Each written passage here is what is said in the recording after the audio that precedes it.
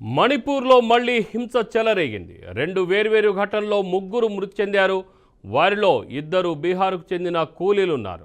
అంతేకాకుండా ఎన్కౌంటర్లో ఓ ఉగ్రవాదిని పోలీసులు హతమార్చారు.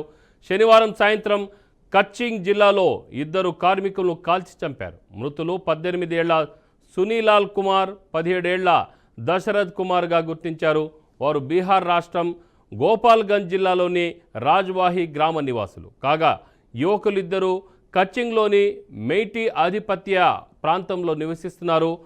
కచ్చింగ్ వాబగై రోడ్డులోని పంచాయతీ కార్యాలయం సమీపంలో సాయంత్రం 5:20 సమయంలో గుర్తు తెలియని దుండగులు వారిని కాల్చేశారు.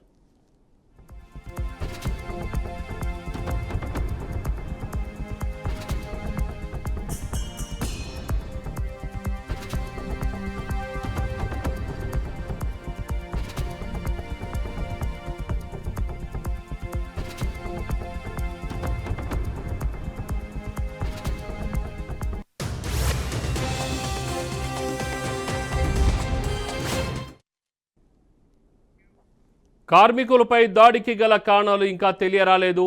మణిపూర్లో మైతేయి, కుకీ వర్గాల మధ్య జరుగుతున్న కుల ఘర్షణల కారణంగానే వారిని హతమార్చినట్లు తెలుస్తోంది. మణిపూర్ పోలీసులు కమాండోలు తౌబల్ జిల్లాలోని సలుంగ్ ఫామ్ మానింగ్ లైకే వద్ద అనుమానిత ఉగ్రవాదులతో జరిగిన ఎన్కౌంటర్లో ఒక ఉగ్రవాదిని హతమార్చారు. మరో 6గురిని అదుపులోకి తీసుకున్నారు. మృతి చెందిన ఉగ్రవాది 16 ఏళ్ల లైష్రామ్ ప్రియం అలియాస్ లోక్తక్గా గుర్తించారు. అతను నిషేధిత సంస్థ ప్రీపాక్ సభ్యుడు. దీంతో ఉదయం 9:30 సలుంగ్ ఫామ్ హైస్కూల్ సమీపంలో సెర్చ్ ఆపరేషన్ నిర్వహించారు. ఎన్కౌంటర్లో ప్రియంను కాల్చి అనంతరం ఇంఫాల్లోని రాజ్ మెడిసిటీ ఆసుపత్రికి తరలించగా అక్కడ మరణించాడు.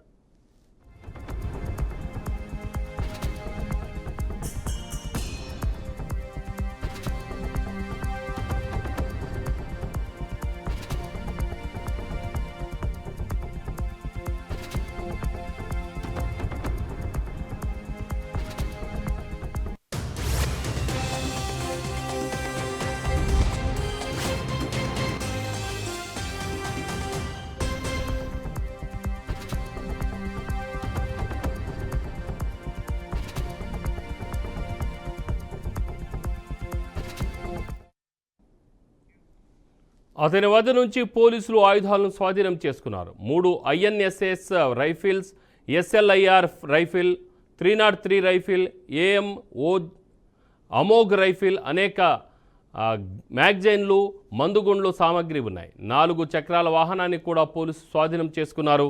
మరోవైపు కుకీ మిలిటెంట్ల దాడుల నుంచి గ్రామాలను రక్షించేందుకు 3 నెలల క్రితం తన కుమారుడు ఇంటి నుంచి వెళ్లిపోయాడని ప్రియం తల్లి లైష్రామ్ గీతాల్మా తెలిపారు.